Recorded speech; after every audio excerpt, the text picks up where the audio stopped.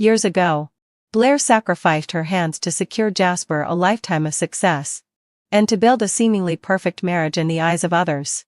Decades later, in an intensive care unit, as Jasper lay on the brink of death, he whispered, "Blair, I'm here." Blair responded softly. Jasper's cloudy eyes stared at the ceiling, as though gazing through the white walls to a distant past. If you hadn't saved me, how much better it would have been." Blair trembled, tears streaming down her face. She thought he was grieving for her, lamenting the hand she had sacrificed. Still in pain for her even in his final moments. But she didn't know, the last thought in Jasper's mind wasn't sorrow for her sacrifice. It was a deep, suffocating regret that had festered for a lifetime. Amid the violent jolts and the deafening roar, Blair suddenly opened her eyes. What she saw wasn't the sterile white of the hospital room, but a dim, overcast sky, with dust swirling through the air. The cries, the screams, and the muffled sounds of collapsing buildings filled her ears. She froze, staring at her own hands, caked in mud, yet still young and strong. Around her, soldiers in green and medical personnel in white rushed by, shouting orders. Was this the site of the earthquake? The place that had imprinted itself on her soul, that had changed her life forever? Had she returned? Back to the day when Jasper had been buried, and she had rushed toward him, heedless of everything? The shock was overwhelming, and for a moment, her mind could not process it. But her body reacted before her consciousness could catch up. Her gaze locked on the familiar ruins ahead. The temporary communications point set up by the military can and was now a pile of rubble. Jasper was beneath it. Memories from her past life flooded her like a tidal wave. In her previous life, she had saved Jasper at the cost of her hands that could no longer hold a needle. That sacrifice had earned them decades of mutual care. He had become successful, famous, powerful. She had been gentle and virtuous, a model wife and mother. He was the high-ranking commander. She was the admired commander's wife. But she had her regrets. Watching her former colleagues shine while she lived an ordinary life, trapped in the backyard, she had long envied them. She had wanted to be just as radiant. Now that she had been reborn, how would she choose? Thinking of Jasper's sorrow over her ruined hands in his final moments, she hesitated for no longer than a heartbeat. She rushed forward. Though her previous life had been full of regrets, she had never once regretted her choice. This time, she would not waver. She would save him no matter what. She knelt in the ruins, digging desperately with her hands, her nails tearing, blood mingling with the dirt. "Jasper! Jasper! Hang on!" she hoarsely cried, her movements quick and frantic, as though she felt no pain. A faint response came from under the rubble. Pained yet urgent. "Blair? Is it you? Get away, quickly." Blair paused, wondering if she had heard wrong. He wanted her to leave? She had never heard him say that in her past life. "It's dangerous here. Aftershocks are coming. You have to leave." Jasper's voice grew louder, filled with anger and of much fear. Blair gritted her teeth, digging even faster. "No. I have to save you. I don't want you to save me. Go." Blair's heart ached. He was so determined and not to let her ruin her hands. She wanted to tell him she was back, that she wouldn't make the same mistakes as in the past, but instead, she dug more frantically. "Blair. Please. I'm begging you. Don't save me. Please?" Blair's hands froze. She looked up, through the cracks in the bricks, and met Jasper's eyes. Those eyes, once so deep and serious, were now bloodshot, filled with pain, pleading, and perhaps even despair. "I don't want to live like that anymore." His breath came in gasps, his voice dropping to a whisper, but it was like a hammer, pounding on Blair's heart. Live like that? Like what? The years they had spent together?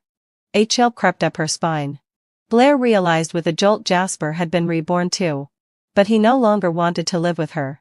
The shock of his words rocked Blair to the core. She knelt there, stunned, unable to move. "Over here. Hurry. There are more people beneath the rubble." Another rescue team arrived. As Blair heard their calls, Jasper's eyes, once filled with hopelessness and darkness, suddenly flared with incredible intensity. With what little strength he had, he called toward the rescue team. Altair. Iris. I'm here. Iris? Blair turned her head in the direction of the voice and saw a slender, graceful woman in a white coat, her features delicate, running toward them. Jasper's eyes, fixed on Iris, made Blair's heart ache. It was the excitement of a long-awaited reunion, the affection of something lost and found again. Iris merely nodded at Blair before squatting down to help. Hang on. We'll get you out soon. Iris called. Blair watched as the team quickly cleared the rubble.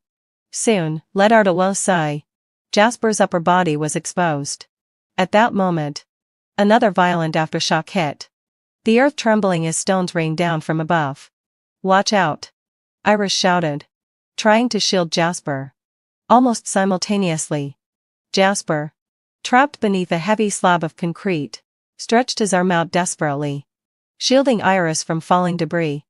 A large stone, the size of a fist, crashed onto his arm with a dull thud. He grunted in pain, his brow furrowing, but he maintained his protective stance.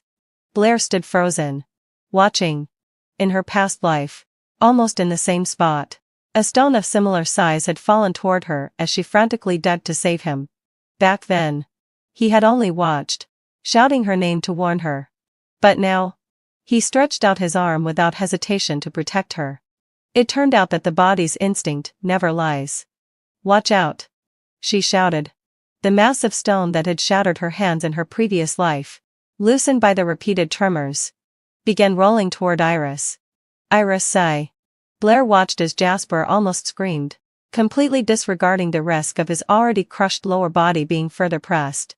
He unleashed an unimaginable force, twisting his body, using his own back to tightly shield the panicked Iris, creating an impenetrable corner between himself and the rubble. The boulder scraped against his spine, falling heavily to the ground, sending up a cloud of dust that nearly engulfed them both. Jasper let out a pained groan, his face paling in an instant, beads of cold sweat dripping down his forehead. He was clearly more seriously injured now, but when he saw that Iris was unharmed, Jasper smiled, his face filled with satisfaction. In the previous life, after they married, Jasper became increasingly serious. She had thought it was because he had to be stern as a leader. Now, it seemed, she had been mistaken. Blair stood frozen, watching that glaring scene amidst the dust. Her eyelids involuntarily reddened, and her heart felt as though it were being gripped tightly by an invisible hand. The pain so intense it made it hard to breathe. So this was it? Jasper's greatest regret at the end of his life wasn't lamenting her sacrificed future, but regretting that her sacrifice became the price he had to pay for marrying her. The insurmountable barrier between him and Iris, the person he truly wanted to spend his life with, had never been her. Blair? He had only married her because she had ruined her hands saving him. A sharp pain swept over her in an instant. If only she could tear everything away. Blair thought. She had lived as a joke in her past life. She had believed that a life of mutual care and happiness was within reach. But it had been nothing more than a chain that Jasper could never break free from, a lifelong regret. She took a step back, then another, leaving the scene entirely to Iris. Let go, Blair thought. In this life, he pursued his light, and she chased her dreams. She no longer looked in Jasper's direction. Instead, she turned and walked toward her own battlefield. With the medical knowledge she had accumulated from her past life and the still flexible, healthy hands she possessed in this life, she picked up the familiar yet unfamiliar gold needles. Soon, uttered a low sigh. The crowd's gaze shifted from shock to gratitude when they saw this seemingly delicate young woman, her fingertips trembling slightly, swiftly and accurately piercing the occupants. The wounds that had been bleeding profusely began to clot, and the patients who had been racked with pain began to calm down. Even those whose breathing had been faint found their breaths steadier under her hands. All the doubt melted away, replaced by sincere admiration. Girl. Thank you. Thank you so much. My leg was hurting so much. I thought I was going to die. But after you placed that needle, it really worked wonders. Blair. Blair. My child's fever is gone. He's sleeping peacefully. Blair kept herself busy. Her back soaked with sweat. Her face covered in dust, but her eyes grew brighter by the moment. That long-lost feeling of saving lives and realizing her self-worth through her own abilities seemed to be more fulfilling than the pain Jasper had caused her. In her past life, she could only look up to her colleagues, who had achieved greatness and fame. She had once been the shining star in everyone's eyes. But in the end, she became nothing more than the general's wife, someone who only knew how to manage a household. In this life, she would use these hands, once broken and now healed, to make herself shine, to fill the regret of her past life. The rescue operations entered a lull. Out of instinct as a doctor, Blair still felt the urge to check on Jasper. She knew well that his injuries were severe, especially since he had shielded Iris from that massive boulder, and his spine and internal organs were likely hurt in the process. If not treated with the best herbs immediately, there would likely be long-term consequences. In her past life, even when her hands were injured, she endured excruciating pain and stayed up for several sleepless nights, making Blair family's traditional bone-strengthening and muscle-healing ointment for Jasper's treatment. It ensured that Jasper would continue to thrive, rising to the top of the battlefield, achieving even greater heights. This time, her hands were whole, and making the ointment was much easier. When she found the temporary medical tent where Jasper was, it was already evening. The tent was lit by a lantern, the yellowish light spilling out, and low murmurs could be heard inside. "Stop calling me Jasper," over and over. "It sounds so distant. If it weren't for you, my life might have ended back there." It was Jasper's voice, tinged with a warmth that was worlds apart from his earlier rejection of her. Iris's voice was soft. "Don't say that. Saving lives is my duty. Though, were in so much danger. How could you dare use your body to block that stone?" Jasper's voice was low, but it carried warmth. "At the time, I didn't think about it. I just saw the stone heading for you, and I panicked. It was instinct. Now, thinking back, I'm glad I blocked it. You can't be so reckless again. Seeing you hurt like this. If I had to do it all over again, I would still do the same thing." Jasper's voice came again. If he could do it all over again, he would make the same choice. In that case, in her past life, if she hadn't been the one to save him first, would this same scene have played out? How laughable. That she had been so self-deluded, thinking that Jasper loved her, even feeling regretful for the fact that she had once hurt her hands. Being so moved that she followed him after his death without hesitation. She took a deep breath, suppressing the bitterness in her heart, and finally lifted the curtain. The conversation inside ceased immediately. Jasper was lying on a simple bed, and Iris was sitting beside him, checking the bandages. They both turned to look at her. The gentle expression Jasper only had when facing Iris immediately faded, replaced by a formal and distant look that was so quick, it sent a chill through her. Iris furrowed her delicate brow slightly, her gaze carrying a trace of subtle scrutiny and wariness. Blair tried to keep her voice calm. "Jasper, this is my family's traditional ointment. It's highly effective for promoting healing and relieving pain. You should keep it." She handed the small ceramic jar to him. Her nails were slightly damaged from the day's work, and her fingers tight and around the jar. Jasper's gaze lingered on the ancient ceramic jar for less than a second before he quickly looked away, his tone flat. "Thank you, Blair.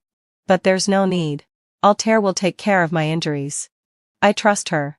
Blair's hand froze in mid-air. Blair? After decades of sharing everything. And now, it was this distant comrade? Her extended hand, not knowing whether to retract or continue offering, hung awkwardly. Jasper seemed completely unaware of her discomfort. He didn't even meet her gaze. "This ointment must be very precious. Comrade Blair. You should take it to someone who has more need of it," he said. Comrade Blair. Someone who has more need of it. Those words neatly drew a line between the years of their relationship and the distance now between them, making the distinction painfully clear. Blair felt her cheeks burning uncontrollably, the embarrassment and disappointment welling up inside her. Blair felt a surge of anger mixed with the cold sting of betrayal. her good intentions trampled. She could even feel Iris's gaze, which was filled with pity, or perhaps more accurately, the look of a victor, surveying her fallen adversary. She silently withdrew her hand, tightening her grip around the cool ceramic jar. "Sorry to interrupt," she whispered, turning swiftly to leave the tent, desperate to escape the embarrassment that had settled in the air. From inside, she faintly heard Iris's soft voice. "She meant well. You know what you've done. It's really hurtful to her." And Jasper's deep but clear reply: "It's because she meant well that I can't let things be unclear. I can't let her misunderstand, to avoid unnecessary trouble." Blair had no heart to listen further. So it was true. In this life, she had become nothing more than his trouble. Her chest tightened.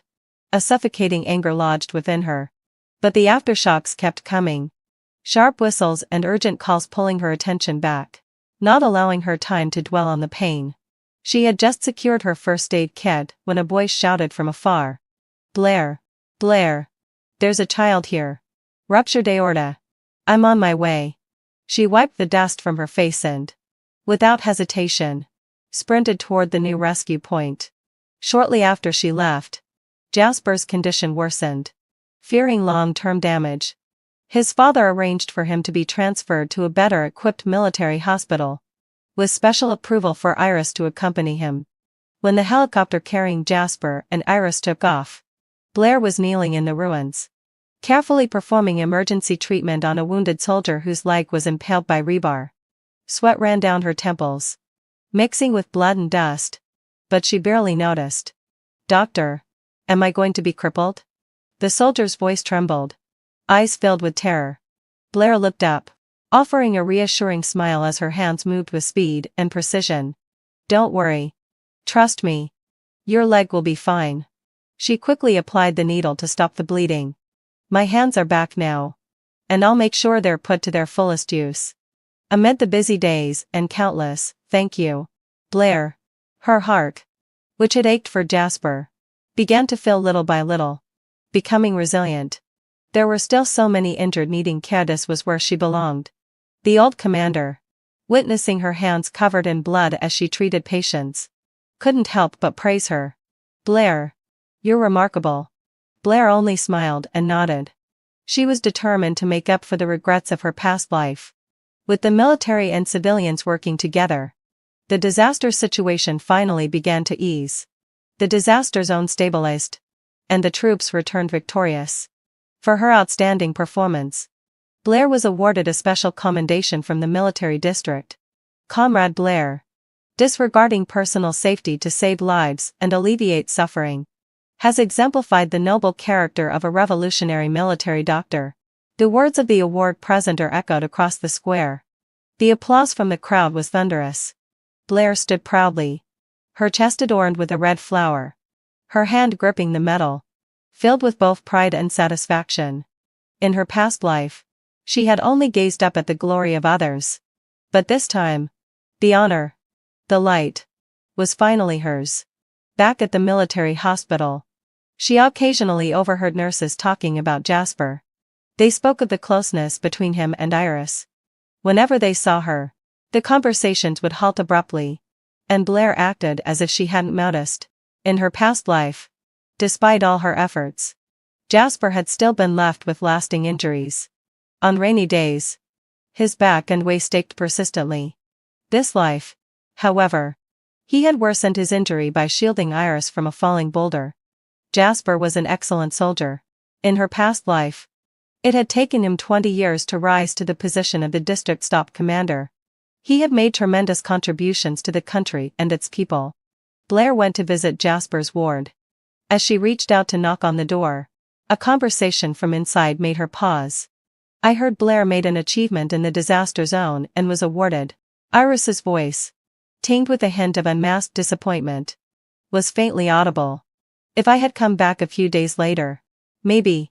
"Don't think so much." Jasper's voice was warm but firm. "Your abilities don't need a medal to prove them. Trust me. I will make sure you stand at a higher place and receive the glory that belongs to you." Blair's fingers curled slightly. Had they already confirmed their relationship so quickly? Iris's voice became teasing. You always know how to soothe me. That's the district's award. Jasper chuckled softly. Want honors? Wait till I'm better. I'll take you to the training field. And I'll win them for you. My wife, Iris, will stand at the highest podium for all to see. Who's your wife? Iris's voice trailed off, full of shyness. When I'm better, I'll definitely marry you. Blair felt like she had come at the wrong time. Slowly, she lowered her hand, turning to leave. Who's at the door? Jasper's sharp voice caused Blair to freeze mid-step. She had no choice but to turn back and gently push open the half-closed door. It's me, Edding fulfilled my sigh. Blair. The two inside looked at her. Their expressions varied. Iris's face briefly flickered with discomfort before she quickly masked it with a neutral expression. Jasper furrowed his brow slightly. His tone distant. Comrade Blair. Is there something you need? It used to be just, Blair. Blair. But now, hearing Comrade Blair, it felt strange to her. She stated her purpose directly. I came to check on your injuries. Your injuries are unusual. Especially the spinal and internal organ trauma. If not treated carefully, there could be future complications. In the future. Thank you for your concern. Jasper interrupted. His tone even more distant. I'm recovering well. Iris is a skilled doctor. I trust her. Blair persisted. Jasper. I'm not questioning Iris's abilities. But the medical techniques passed down in my family are more targeted for these types of internal injuries. Let me check you. It might. Comrade Blair. Jasper cut her off again, his brow furrowing deeper. I think I've made myself clear before. I trust Iris. And we're about to get engaged. For the sake of avoiding misunderstandings, I ask that you keep your distance. I don't want my fiancé to get the wrong idea and cause unnecessary trouble. Blair couldn't believe what she was hearing. Jasper was actually saying this? Even if they were no longer a married couple, they had grown up in the same compound, had shared a bond since childhood. Was he truly trying to sever everything? Jasper continued. My body. I know it best. I trust my future wife. If anything happens, I'll take responsibility for the consequences myself. Future wife. Responsibility. But she was afraid he wouldn't be able to bear it. Blair persisted. Jasper. I'm only here because our families have been close for generations. And we grew up together. I'm not here with any other intentions. You know my family's medical skills are passed down through generations. Especially for external injuries. No need for unnecessary fuss. Jasper interrupted again. I told you. I know my body. We grew up in the same compound. And I've always considered you a sister. But you're not my real sister. If Comrade Blair has time, you should focus on other comrades. I'm fine with Iris here. Blair felt deeply embarrassed. She just didn't want this outstanding soldier to be left with any hidden injuries. Yet he was treating her like a nuisance. Eager to get rid of her. She looked at Jasper's firm expression. Then glanced at Iris, who stood silently beside him. In the end, all her words turned into a bitter curve at the corner of her lips. I understand. I'm sorry to have disturbed you. She turned and left, gently closing the door behind her. As she reached the corner of the corridor, she faintly heard Iris's concerned voice from inside the room. Jasper, do you think this is too harsh on her? The whole military district is talking about how she likes you. Then came Jasper's calm, almost cold response. If she likes me, does that mean I have to like her? You know I only like you. I'm doing this so she doesn't get any inappropriate ideas and upset you. Blair leaned against the cold wall, closing her eyes and taking a deep breath. The feelings of 2 lifetimes still left her chest tight. She likes me. Does that mean I have to like her? Inappropriate thoughts. Upset you. Fine then. From now on, let them be strangers. Blair never denied that Jasper was a responsible and capable man. In her past life. Even though Jasper liked Iris. Once they were married, he suppressed his feelings for a lifetime. Staying by her side and sharing their lives together. So much so that, until the end, she never realized he had feelings for another woman. That's why, in this life, he was blunt and thorough in rejecting her. not wanting her to cling to him, and offering Iris enough security. Blair could understand that. Blair understood now that in her past life, no one had wronged anyone. It was all just a matter of choices. In this life, since Jasper had made his choice, she would only wish him well. She secretly found Iris and handed her the ointment she had prepared. Altair. This is a traditional ointment from my maternal family. It will help with Jasper's injuries. Jasper doesn't want to accept my good intentions. But I know you care about his health. So, before Blair could finish, Iris immediately interrupted. Blair. Jasper's health is my responsibility. Don't worry about it. I hope you'll keep your distance from him and not care for him like this. Do you know? Sometimes, your concern becomes a burden to others. Iris's words made Blair feel embarrassed. But she still calmly replied, I'm only doing this out of my duty as a doctor. I can't bear to see such an outstanding soldier with his future. Enough. Iris sneered. Duty? With so many wounded in the hospital, how come I didn't see you care for anyone else with the same duty? Blair. We're all sensible people. No need to say more. Jasper is with me now. I hope you'll keep your distance and stop letting others gossip about you stealing my man. Your family may not care about reputation, but my parents taught me since I was a child not to break up other people's relationships. Save your ointment for those who need it. Everything with Jasper is already taken care of by me. Blair looked at Iris's delicate yet wary face and suddenly felt a sense of exhaustion. But she still forced the ointment into Iris's hands. Don't worry. I'm not interested in Jasper. I'm doing this with a good heart. If you really care for him, give him the ointment to try. With that, she didn't wait for Iris's reaction. She turned and left. Iris, looking at the ointment in her hands, scoffed and casually tossed it into the trash. Blair felt a little more at ease after handing over the ointment. With the weekend off, she finally found some time to visit her parents in the old compound. But before she could even reach her doorstep, a familiar voice called out to her. Blair. Oh, I finally found you. Jasper's mother came over quickly, holding a basket of groceries, and without letting go, grabbed her hand, looking her over. Look at those dark circles under your eyes. You must be exhausted from the hospital. You've even lost weight. She squeezed Blair's wrist affectionately. Come to my house for dinner tonight. I've made ginseng chicken soup to help you replenish your energy. Blair instinctively tried to pull her hand back, but it was held tighter. In the past, this kind of affection would have warmed her heart, but now, it only felt awkward. She forced a smile. Jasper's mother. Really, heading and sigh. There's no need. Don't be so polite with me.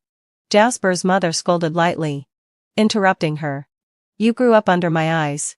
How can you be so distant now that you're all grown up?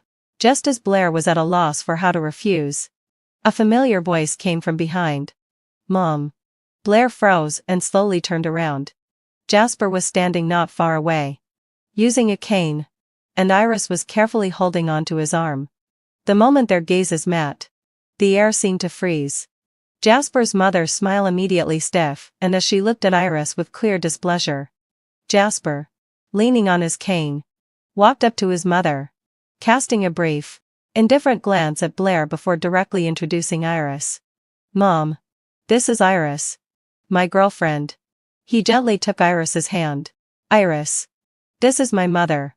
Iris stepped forward, a little awkwardly, and said, Hello. Auntie. Jasper's mother's expression shifted from shock to confusion as she looked from her son to Iris, and then finally rested her gaze on Blair.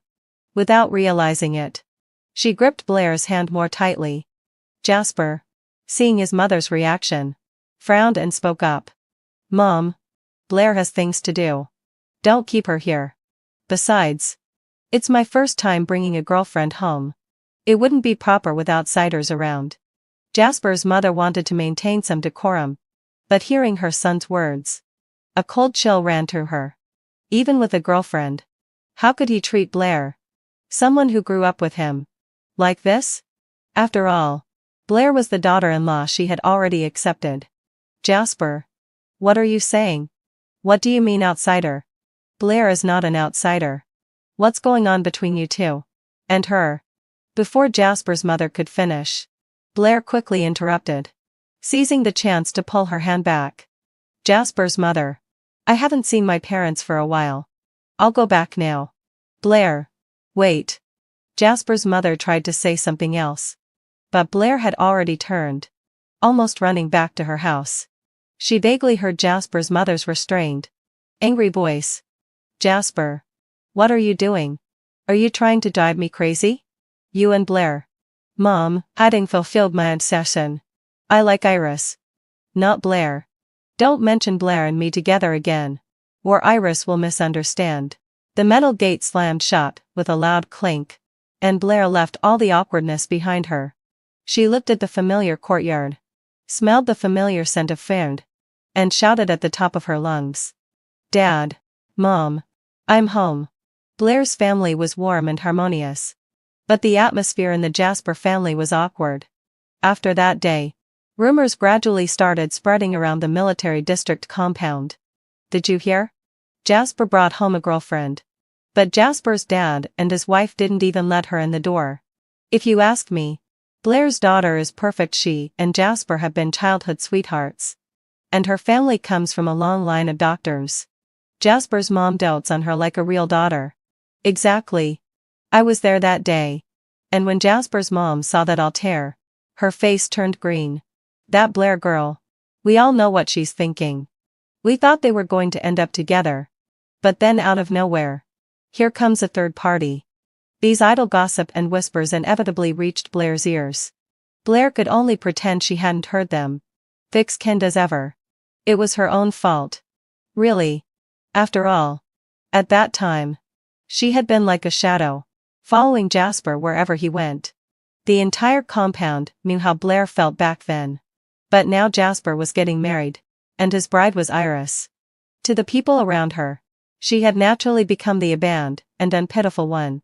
It would be a lie to say it wasn't awkward. There was a certain discomfort, but fortunately, after all these years, her skin had thickened.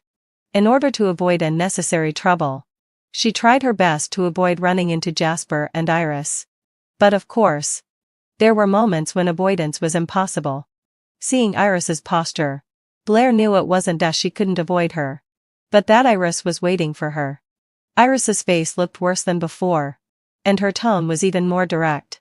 Blair. What's your meaning? You promised me last time that you wouldn't meddle with Jasper anymore.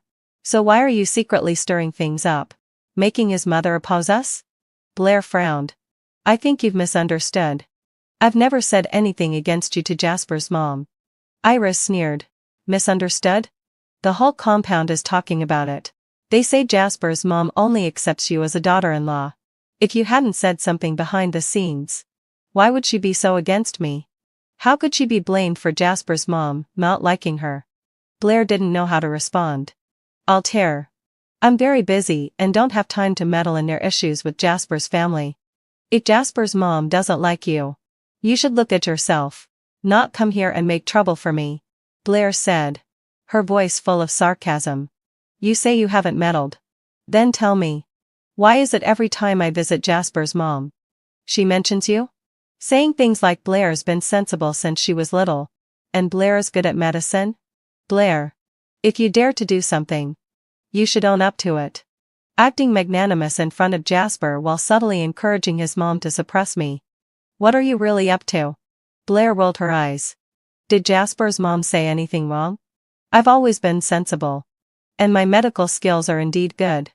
What's wrong with older generations praising younger ones? Just because Jasper's mom complimented me. Do you want to make trouble for me? What if she complimented Keith? Would you want to discuss that too, Keith? Who's that? Blair almost laughed at Iris's question. Keith was a stray dog in the compound who wagged its tail at anyone. Blair had just mentioned it casually, but Iris had taken it seriously. But if she told Iris that Keith was a dog, would Iris think she was comparing her to a dog? Blair quickly changed the topic. Altair. As I said before, I and Jasper are just pure revolutionary comrades. Your issues with him are none of my business. If you still think I'm secretly plotting against you, I have nothing more to say. With that, she turned to leave. but Iris called out behind her. Stop! Iris raised her voice, drawing the attention of passing medical staff. Blair, I hope you remember your place. Jasper and I have already applied for our marriage registration. And I am now his fiancée. Please keep your distance from him and his family. Don't show up in front of them again. Blair felt a surge of anger. Altair. Even if you are Jasper's fiancée. I've lived in this compound for 20 years. Now you're telling me not to appear in front of the Jasper family. Are you saying I can't come back to the family compound? Since when do you have the right to tell me what to do? They kept pushing. And she kept retreating. Did they really think Blair had no temper? She turned to leave but saw Jasper standing behind her. Jasper looked at Blair. His eyes cold. Comrade Blair. I was wrong before. When you followed me around, I didn't clearly reject you. And I apologize for the misunderstanding. But now that I'm about to marry Iris, I ask that you give her the respect she deserves. Blair's face turned crimson. It was because she was angry. She had only spoken the truth, asking why Iris thought she could give her orders. But Jasper had said this. He surely knew what his words meant. It meant that Blair was shameless, clinging to him. Good job, Jasper. To defend Iris. He trampled on her dignity. How could their two families have such a good relationship? Blair never imagined that she and Jasper would reach this point. Looking at the gossiping crowd, Blair felt embarrassed and wronged. Reborn? She asked herself. Had she ever done anything wrong to them? Why did they keep bullying her? Over and over? If Blair had been 20 years old, she would have been too ashamed to face anyone by now. But having lived this second life, she was finally furious. Jasper. I want you to understand something. The reason I pursued you in the past was because we grew up in the same compound. I treated you like an older brother. Since you think I've become a burden to you, don't worry. From now on, you're you, and I'm me. We'll just be strangers. But since we're still in the same compound, I'll send my gift for your wedding and wish you both a long and happy life. Also, having Jilsilde Liebstation. Please stop trying to get attention from me. You may not mind, but it's getting annoying. Jasper froze. He had always known Blair liked him. He didn't reject her because their families were close. And he didn't want to cause a rift. But it was because he didn't reject her that there were regrets in their past lives. This time, he would not make the same mistake. But hearing Blair's cold, final words, Jasper felt a strange discomfort, though he quickly suppressed it. This was what he wanted. He looked at Blair again and spoke. If we disturbed you, I apologize. You know my mother. She's been misunderstanding Iris recently due to some rumors. And her attitude hasn't been great. Blair didn't respond, quietly waiting for him to continue. I know this may not be your intention. Jasper took a deep breath. But could you please find a moment to talk to my mother? Let her know that she shouldn't keep pushing you and me together. It's causing Iris a lot of stress and pressure. Blair looked at his furrowed brow, at how worried he was for another woman, and suddenly found it a little ridiculous. Not only was he standing up for Iris, but he was also throwing her under the bus for Iris's sake. The implication in his words was clear. Whatever Blair had said to Jasper's mother had led to the discomfort she felt toward Iris. In his mind, if Jasper's mother liked her, it was her fault. Blair's mere presence was the original sin that troubled Iris. She didn't want to continue entangling herself with him, and she wanted to sever the ties completely. She gave a light nod. All right. I understand. Jasper seemed to relax, though there was a hint of guilt in his expression as he added, thank you. And, as for the past, it's all over now. We should both move on to new lives. Yes. It's all over. Blair repeated his words. Jasper. Altair. Is there anything else? If not, I have things to do. Jasper looked at her distant demeanor. His lips moved, but in the end, he said nothing. He turned and walked away, leaning on his cane, with Iris following silently behind him. Blair watched his somewhat unsteady figure, which overlapped with the tall and upright figure from her past life. She smiled softly. Jasper. Once the move is made, there's no turning back. Look ahead, and never regret. Blair was a woman of her word. Since she had promised, She picked a time to visit Jasper's family. When Jasper's mother saw her, she was overjoyed. "Blair, come in. I just made some white fungus soup. Would you like a bowl?" Jasper's mother. "You don't need to bother." Blair stopped her, her tone serious. "I came today to clear something up." Jasper's mother noticed the serious look on her face and seemed to sense what was coming. The smile faded slightly from her lips. "What's going on, Blair? Why so serious?" Blair met her gaze directly, her voice clear and firm. "Auntie, I know you've always liked me and treated me like a daughter. I've always respected you. But I think there may be a misunderstanding between us regarding Jasper." Jasper's mother pursed her lips, not responding. "I've grown up with Jasper. Our friendship is something I truly value. But my feelings for him have always been like those of a sister, nothing more." Blair spoke each word with clarity. "That was the case before. It's still the case now. And it will never change." Jasper's mother couldn't help but speak up. "But Blair, you once Blair smiled gently, cutting her off. "That was when I didn't understand things. Now that Jasper has found someone he truly loves, I'm really happy for him. Altair is a great girl. And they're perfect for each other." Leaning forward, she took Jasper's mother's hand. "Auntie, please don't continue to associate me with Jasper. It's unfair to Altair. And it's also causing me trouble." Jasper's mother froze, surprise and disappointment flashing across her face before she sighed deeply. "Blair, are you speaking from your heart?" Blair nodded. "Absolutely. Jasper's mother, you will always be an elder to me. And I'm grateful for your kindness.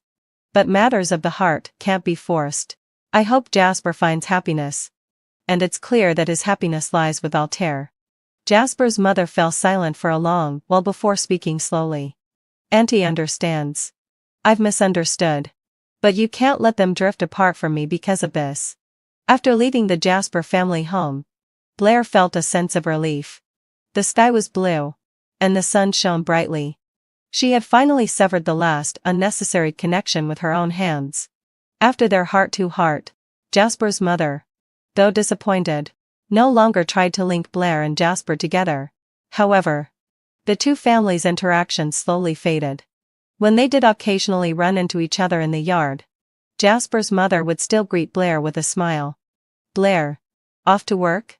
But the excessive warmth was gone, replaced by a more measured politeness. Blair found this new dynamic more comfortable.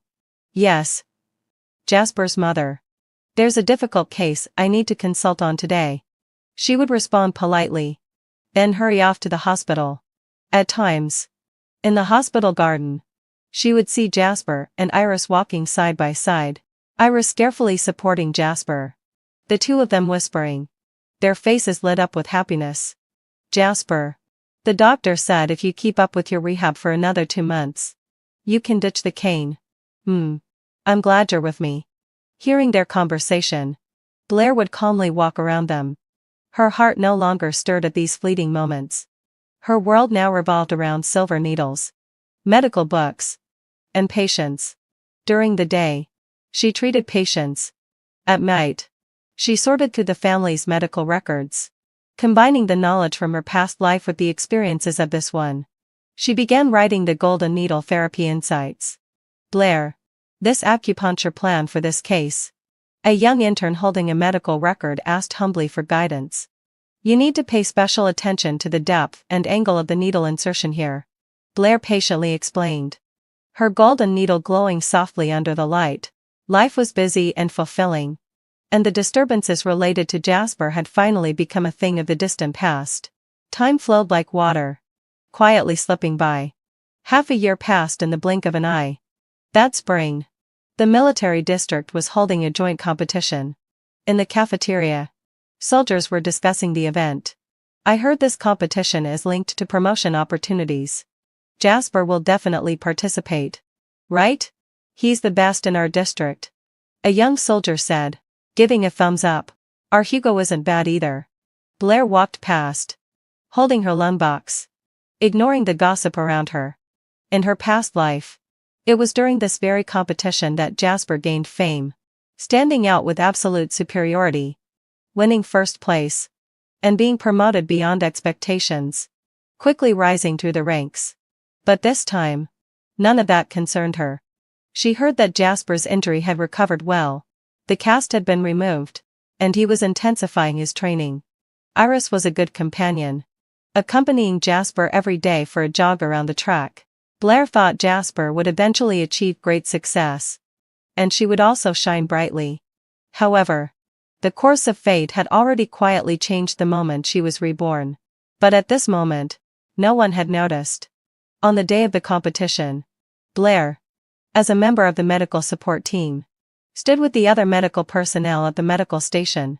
She skillfully checked the emergency supplies, unaffected by the lively atmosphere on the field. When it was Jasper's team's turn to compete, Blair subconsciously glanced over. That man, even after suffering a serious injury, still stood tall at the starting line, his back straight and his eyes sharp, radiating the tough, soldierly aura he was known for. As the competition proceeded, Jasper's performance remained impressive at first. His physical strength and skills demonstrated his solid foundation. Iris in the stands clutched her handkerchief tightly, her eyes full of pride. However, when they reached the obstacle course that required high-intensity weight-bearing and rapid maneuvers, an accident occurred. After leaping over a high platform, Jasper's expression suddenly changed, and his movements became noticeably sluggish and awkward. He tried to push through, but the next low crawl net exercise required immense strength in the waist and legs. As soon as he bent down, he let out a suppressed groan, his body involuntarily curling up in pain, and cold sweat instantly beaded on his forehead. Blair immediately grabbed the first aid kit and rushed over. Old injury relapsed. Needs to be sent to the hospital immediately, she calmly assessed, helping the other medical personnel lift him onto a stretcher. There was an uproar in the stands. The once invincible Soldier King had failed during the competition. Blair stood at the medical station, watching the stretcher being carried away, her gaze steady. She thought back to her previous life, when after Jasper's injury, it was she who used the Blair family's secret methods to treat him carefully, allowing him to recover quickly, even better than before. But this time, her ointment was refused, and her subsequent checkups and suggestions were ignored. Perhaps this was fate. Everyone must be responsible for their own choices. The news of Jasper's failure and the relapse of his old injury soon spread throughout the military district. Further medical examinations revealed an unfavorable diagnosis. His previous injuries had not been completely healed, and the extreme physical strain from the competition had caused irreversible damage. The doctor's verdict was clear: he was no longer fit to stay in the high-intensity, high-risk combat units. This news was nothing short of a thunderbolt for the Jasper family. Jasper's father, the chief of staff of the military district, had spent his entire life in the military, and he had high hopes for his son. Jasper's mother was beside herself with worry, like an ant on a hot pan. That evening, Blair had just returned home when she was called to the living room by her parents. Sitting on the couch were Jasper's father and mother, both looking troubled. Blair's mother spoke first. "Blair, you know, Jasper's parents came because they wanted to ask for your help, and your medical skills are far better than mine." Before her mother could finish speaking, Blair already understood. Sitting down calmly, Jasper's mother immediately grasped Blair's hand, her tears already flowing before she spoke. "Blair, Auntie knows that some things in the past were Jasper's fault, but this time, you must help him. He cannot leave the military.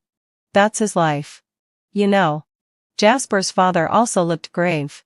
"We've heard that your family's traditional medical methods might still be able to help. Could you please take a look at Jasper? Even if there's just a sliver of hope, we don't want to give up." All eyes were on Blair. Blair's mother also looked at her. "Blair, what do you think?" Ever since Jasper and Iris got together, Blair's mother had been harboring resentment. Back when her daughter followed Jasper around, he had never rejected her. But in the end, he brought Iris home, distancing himself from Blair and causing her daughter all that embarrassment. It wasn't easy for her to watch her daughter being dismissed like this. But business is business, and personal feelings are personal. Jasper had grown up under her watch. And she didn't want his military career to end like this. Her daughter's medical skills had advanced by leaps and bounds this year, already surpassing her own. So, despite knowing that Blair felt wronged, she still had to speak up, hoping her daughter could help. Blair raised her eyes to look at the expectant faces of Jasper's father and mother. Her voice calm and unwavering, "Mom. We'll go see Jasper." At the mention of Jasper, everyone in the room paused. They knew the two had become distant, but they didn't expect it to have come to this. Blair's mother nodded and said, "Then we'll go to the hospital tomorrow to check Jasper carefully." Jasper's father and mother thanked them profusely, as though they had grasped the last straw of hope. However, they didn't notice that Blair had always referred to it as taking a look rather than treating him. From Blair's experience in both lives, she had almost predicted today's outcome when Jasper had refused her. He truly was no longer suited to stay in the military. Thinking of the Jasper from her past life, who had ultimately become the chief of the military district, Blair couldn't help but feel a twinge of regret. But she had also tried to change things. The next morning, Blair's mother brought her to Jasper's hospital room. Jasper lay on the bed, his face ashen, his once sharp eyes now empty. Iris was holding his hand tightly, her eyes filled with worry. "Jasper, don't worry. Auntie's family's medical methods will surely help," Iris gently comforted him. Jasper simply closed his eyes, his tightly pressed lips betraying the despair within. Blair's mother carefully examined his injuries, pressing and inquiring, then taking his pulse. Blair quietly assisted from the side, noting down the details of the examination. "Does it hurt here? Any numbness in your legs?" "Yes." After the examination, Blair's mother washed her hands and frowned deeply. Blair went over everything again, carefully checking. As she was doing so, Jasper finally opened his eyes, gazing at her with hopeful eyes. Blair finished her checkup, looked at her mother, and shook her head. Seeing this, Jasper slammed his fist against the bed. Jasper's mother knew the answer but couldn't help but ask, "Mother-in-law. I mean, Blair's mom. What's the verdict? Will Jasper be alright?" Everyone's heart tightened. "Jasper's injury," Blair's mother said slowly, "has been delayed for too long. If it had been 6 months ago, right after the injury, if we had applied our family's ancestral acupuncture technique to open up the meridians, combined with a special medicinal ointment for external application and internal consumption to strengthen his vitality, perhaps we could have fully cured it, leaving no after effects." She paused, and under the suddenly dire and gazes of the Jasper family, continued, "But now, the meridians in the injured area have become blocked and adhered. The internal injury has become chronic. Now, all I can do is try my best, using acupuncture and medicine to alleviate his pain and improve some of his functions. But if you want him to recover to the point where he can endure the intense training of a combat unit, I'm afraid it's impossible." The 3 words, "impossible," struck the hearts of everyone like a hammer. Jasper's mother's face turned pale, her body swaying, nearly losing her balance. Jasper's father looked as if he had aged 10 years in an instant. Iris's tears welled up. How could this happen? Jasper. Suddenly, Jasper's mother shot her head up, glaring at Blair. "Blair. You were at the disaster site at the time. You could have saved him. You had the ability. Why didn't you treat him?" Her voice rose sharply, filled with anger and accusation. Is it because he wouldn't marry you and chose Iris instead, that you deliberately didn't help him? You just watched his future get destroyed? I treated you like my own daughter. How could you not help him? How could you not save him?" Her words were like thunder, shaking the room. Jasper's father looked at his wife in shock, then at Blair. Iris stopped crying, her eyes now looking at Blair with a complex expression. Even Jasper, lying on the bed, suddenly opened his eyes and looked at Blair, his gaze filled with disbelief and deep pain. All eyes, like a spotlight, instantly focused on Blair. In their gazes, there was despair, hidden suspicion, and painful struggle. Blair stood there, bearing the weight of all their stares. She remembered Jasper's resolute rejection under the rubble. The ointment he had pushed away in the tent. The cold distance he had drawn outside the hospital room. His reckless devotion when shielding Iris from the stones. And his calm request for her to clarify the situation. Gratitude in a past life. Resentment in this one. 60 years of mutual respect. 1 year of being like strangers. She slowly raised her eyes. Her gaze calmly sweeping across Jasper's mother's agitated face. Across Jasper's father's sorrowful eyes. And Iris's complex expression. Before finally landing on the man lying on the bed. The one who had been entwined with her across 2 lifetimes. She smiled gently. I did save him. Blair's calm words. I did save him. Were like cold water thrown on a raging fire. Freezing the heated atmosphere of blame in the room. Jasper's mother opened her mouth. As if she wanted to say something. But was silenced by Blair's next words. But Jasper rejected it time and again. I also asked Altair to try and persuade him to use my ointment. But it seems they didn't use it. If only Jasper had trusted me once. Perhaps he wouldn't be in this situation now. Blair's gaze briefly swept over Jasper. Pale on the bed. The details. You should ask Jasper himself. He knows best. After that. She no longer looked at anyone. Linking her arm with her mother's. Mom. Let's go. Blair's mother sighed. Patting her daughter's hand. And the two of them, ignoring the various looks behind them, walked straight out of the room. When the door closed, a deathly silence filled the air. Jasper's mother turned sharply to her son. Her voice trembling. Jasper. Is what she said true? Did you refuse her help? Jasper closed his eyes. His Adam's apple moving violently. But he didn't say a word. Jasper's mother then looked at Iris. Blair said she gave you the ointment. Did you give it to my son? Iris's eyes darted away. And she said nothing. It's all your fault. You evil star. If it weren't for you, how could my son have ended up like this? As Jasper's mother lunged at Iris, Jasper suddenly opened his eyes wide. Enough. It's true. It was I who refused Blair's ointment. I refused her pulse diagnosis. And I wouldn't let Iris use Blair's ointment on me. It was all me. His voice was hoarse but clear. It's my Anawa sigh. My pride. Thinking I could handle it myself. Not wanting to owe her anything. Not wanting her to have any more misunderstandings. All the responsibility lies with me alone. Iris has nothing to do with it. And neither does anyone else. He was, after all, a man of integrity. Even at this point. He didn't shirk responsibility. And still protected Iris. Jasper's mother collapsed into a chair. Covering her face and crying. She finally understood. It wasn't that Blair didn't save him. It was her son who had ruined his own future. She wanted to vent. To scold her son for being foolish. But seeing him.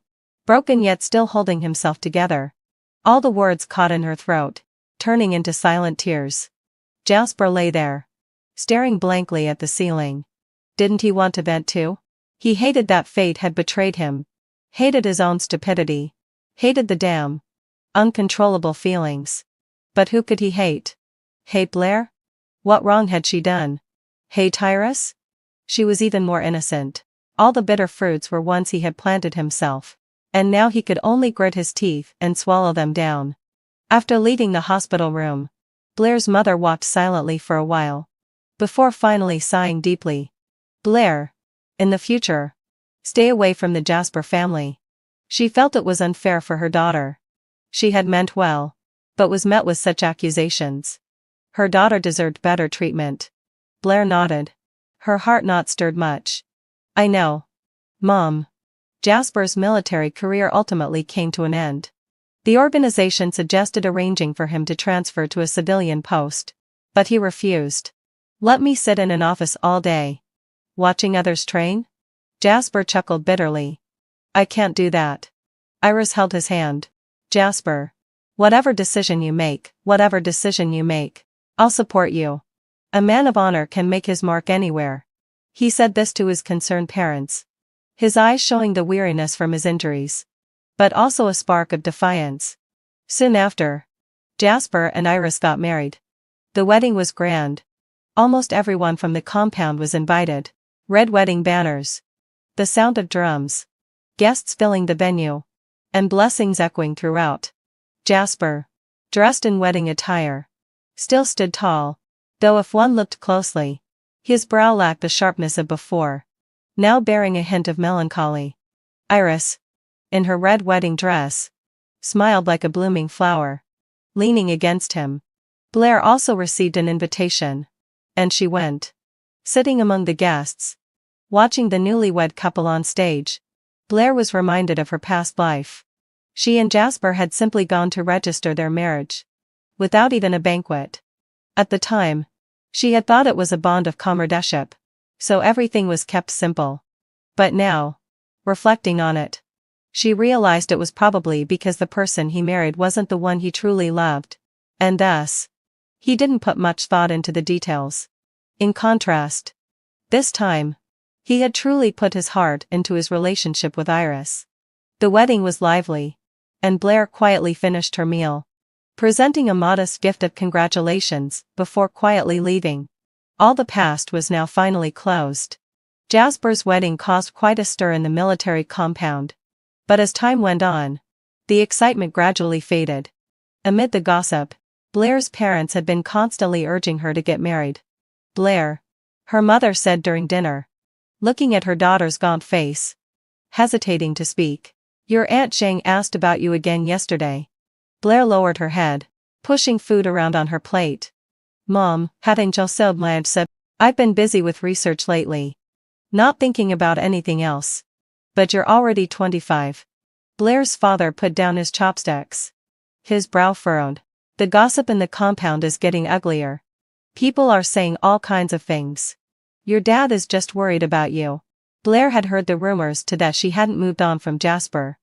And that was why she had stayed single all these years.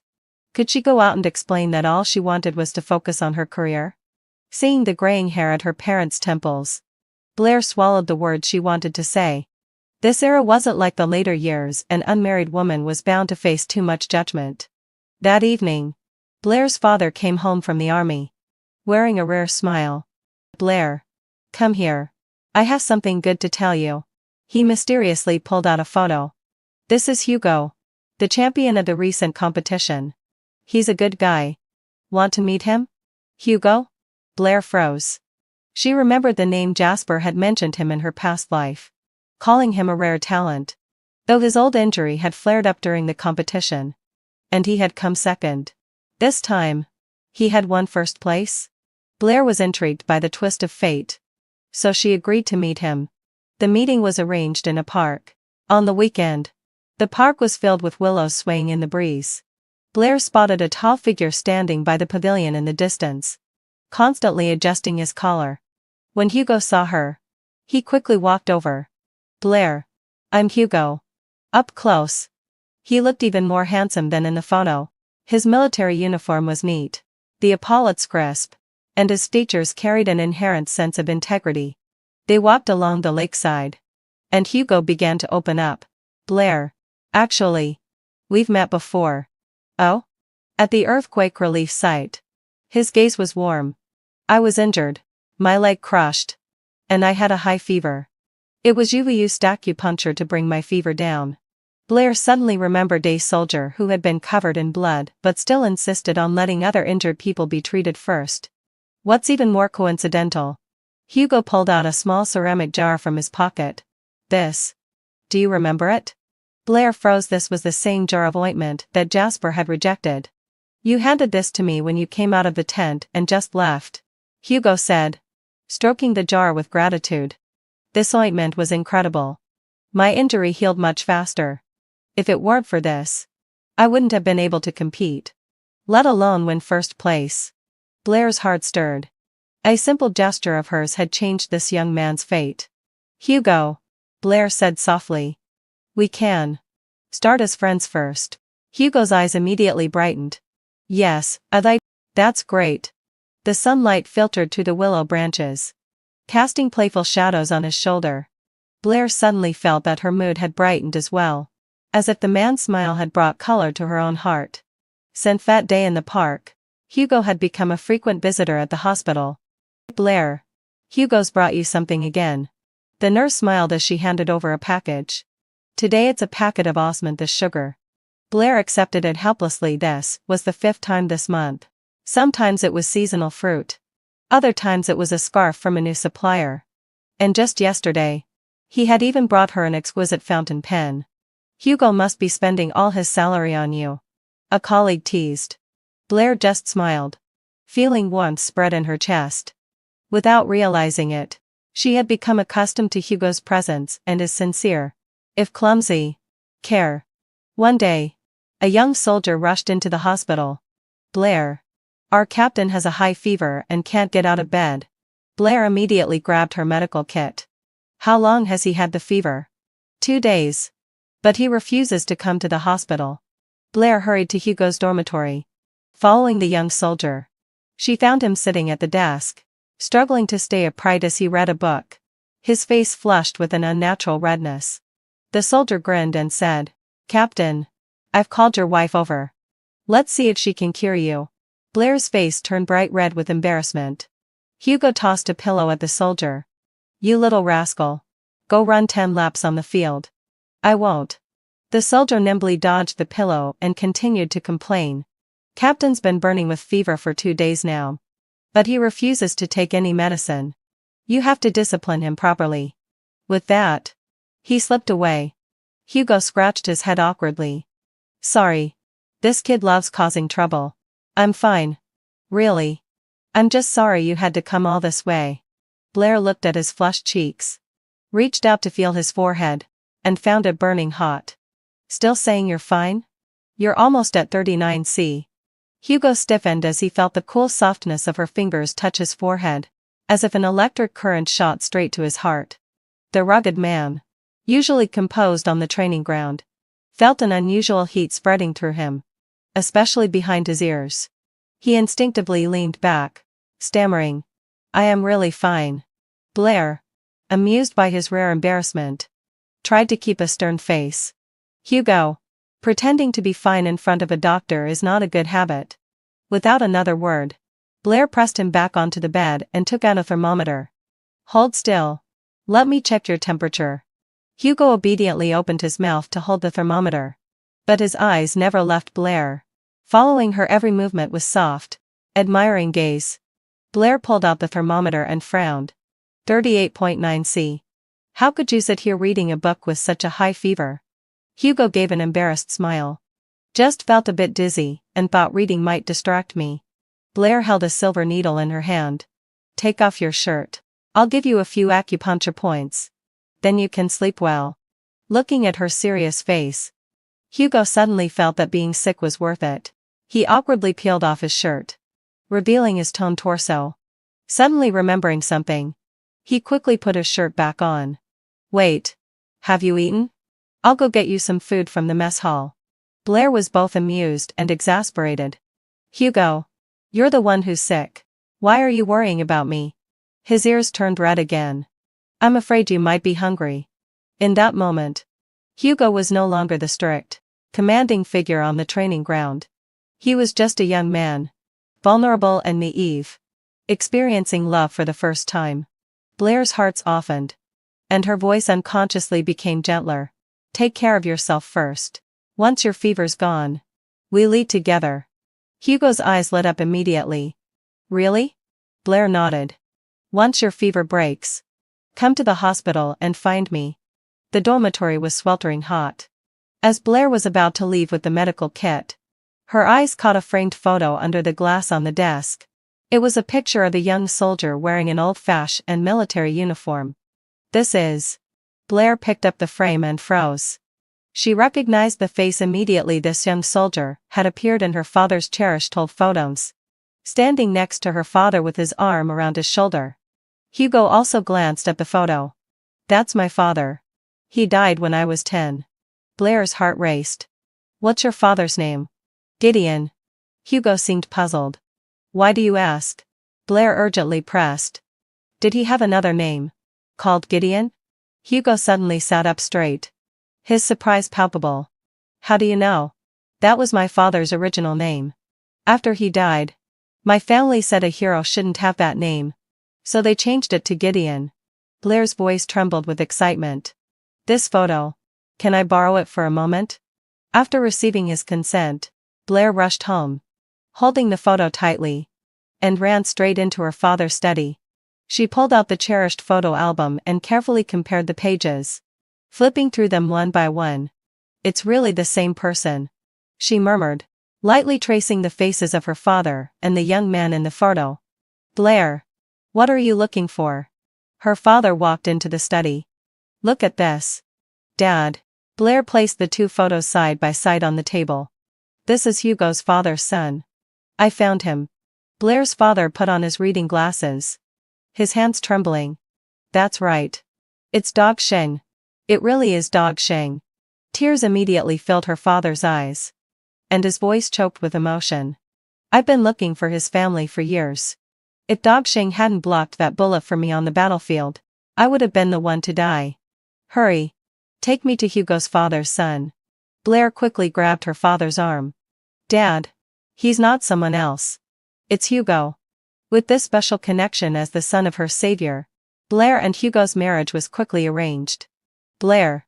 Knowing that you and Hugo will be together, the stone in my heart has finally fallen into place, her father said, patting her hand, his eyes full of satisfaction. Hugo's father must be smiling down from above now, knowing that he can rest in peace. Blair smiled and nodded. I'm happy too. Dad, you found me such a good husband. Hugo, too, focused all his attention on Blair. Ever since his mother passed away, he had been living alone. And now, he had finally found warmth and a home again. Blair, this is the money I've saved over the years. Hugo handed her an envelope with his pay, his ears turning red. I'll leave it all to you to manage. Blair tried to refuse, but couldn't. What if you need money? I live on base and don't need much. Hugo chuckled with a simple smile. If I need any, I'll ask you. As their relationship blossomed, news of it somehow reached Jasper's ears. One day, after Blair had just finished surgery, she was walking out of the hospital when she saw Jasper waiting by the entrance. He was dressed in civilian clothes, looking less imposing than when in his military uniform, with a touch of dishevelment. Blair, he said, cutting straight to the point. His brow furrowed. I heard you're getting married to Hugo? Blair looked at him calmly. Yes. You'll be invited to our wedding. Jasper's voice became urgent. You're not suited for him. Hugo. His personality is too reckless. And his missions are too dangerous. If you really want to find someone, I know a few good comrades. He listed several names. If you really want to be in a relationship, these people are all good. Their family background, character, and position are all reliable. Blair raised an eyebrow, recognizing those names. In her past life, they had all been subordinates under Jasper's direct command, loyal to him. She almost laughed. Did he still think he could dictate her life like the husband he once was? Thank you for your concern, but no thank you. Blair declined firmly. Who I choose to be with is my own business. Seeing her firm attitude, Jasper's brows furrowed even deeper. After a moment of silence, as if making up his mind, he lowered his voice and said, I had a dream. I dreamt that Hugo died on a mission. I'm telling you this because I don't want you to go through the pain of losing a loved one. Blair's heart skipped a beat. In a daze, she recalled her past life, when Jasper indeed had a close comrade who sacrificed his life during a border mission. After attending the memorial service, Jasper had returned in low spirits. And for a long time, he had been melancholic, once lamenting the fragility of life and how his comrade, despite his bravery, was lost too soon. Could that person have been Hugo? A sense of doubt arose in her heart, but looking into Jasper's eyes, so complex and unreadable at that moment, she couldn't be sure if his words were a warning or simply the musings of someone reflecting on the past. But regardless, she no longer needed him to direct her life. Thank you for the warning. But the future? Who can say for sure? Blair's tone was distant. I trust the organization. And I trust Hugo's abilities. There's no need for you to worry about me, she added firmly. Jasper still wanted to persuade her, but Blair interrupted him. There's no need. Jasper. We each have our own paths to walk. Jasper looked at her detached demeanor. His lips parted. But in the end, all he left her with was, if you ever need help, you can come to me. Blair shook her head. Her voice resolute. Let's just keep our distance from now on.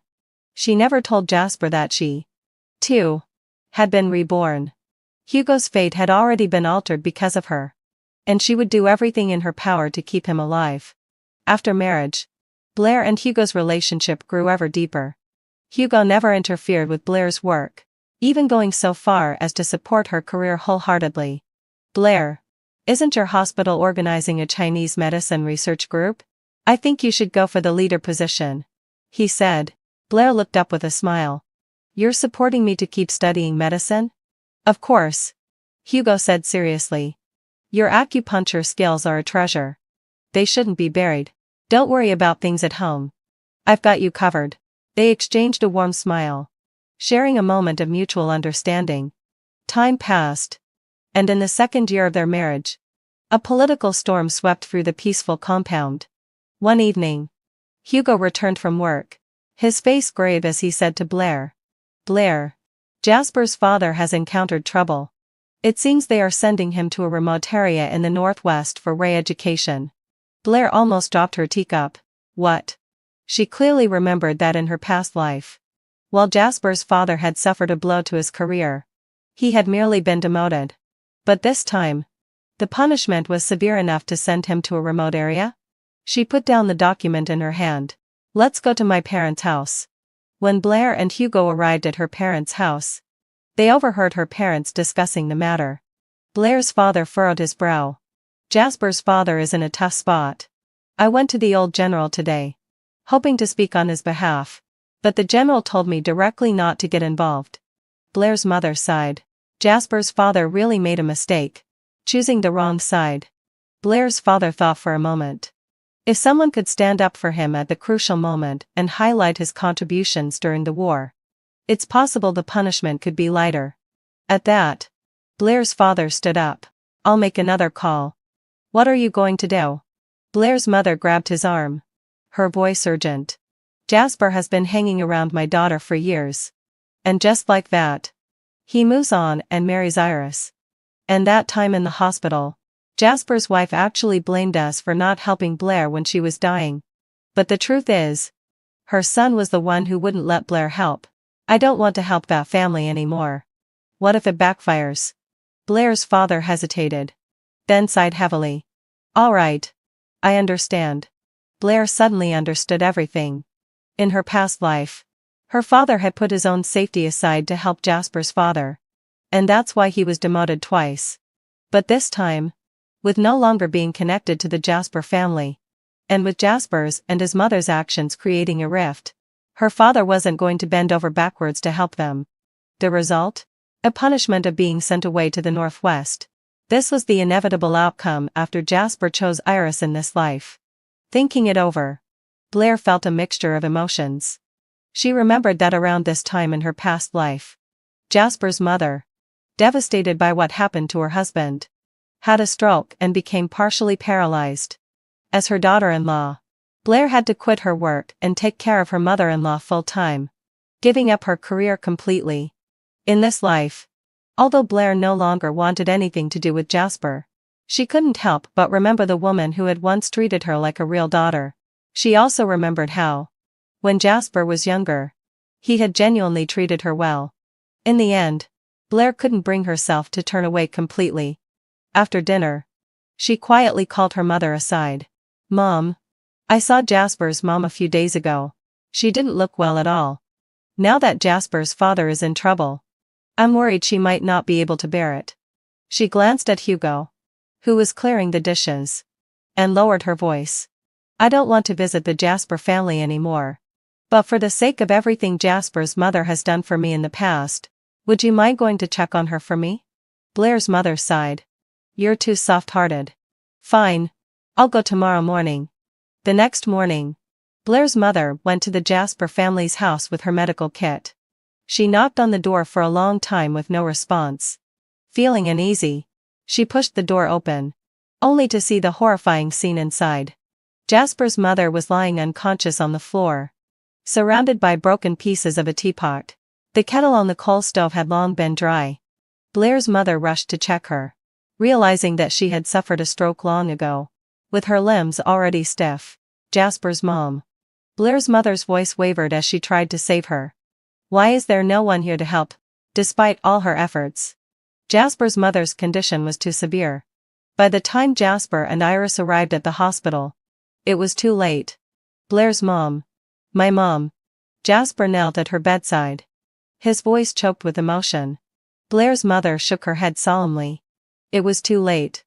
Even if Uatuo were alive, she wouldn't make it. She may never stand up again. Blair's mother was angry. Your father's being investigated and can't come home.